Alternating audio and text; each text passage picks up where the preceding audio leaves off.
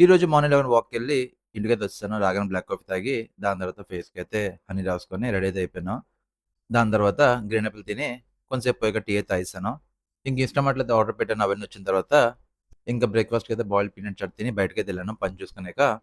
ఇంక ఇంటికొస్తున్నప్పుడు కొబ్బరి నీళ్ళు తాగి, లేతగా కొబ్బరి ఉంటే తీసిచ్చారు తినేసాక, ఇంక ఇంటికైతే వచ్చేసాను. లంచ్‌కొచ్చేసరికైతే కరివేపాకు పొడేసుకొని, నువ్వులు నూనె ఏసుకొని తిన్నాను. టేస్ట్ బావుంది. అదయ్యాక చిడియ బంగాళదుంప కర్రీ.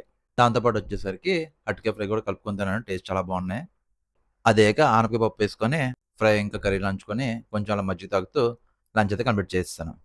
ఇంక మమ్మీ అయితే ఇంట్లో చాక్లేట్ చేశారు. ఇదొచ్చేసరికి నట్స్ ఏసి టేస్ట్ చాలా బావుంది. ఇంక ఈవినింగ్ అయితే మ్యాంగో జ్యూస్ తాగి మాల్‌కైతే ఎళ్ళాను. డైసన్ ఎయిర్ ప్యూరిఫైయర్ తీసుకుందని చెప్పి. అయితే స్టాక్ కూడా రెడీగా ఉంది. అయితే తీసుకొని అక్కడి నుంచి బయలుదేరిపోయాను.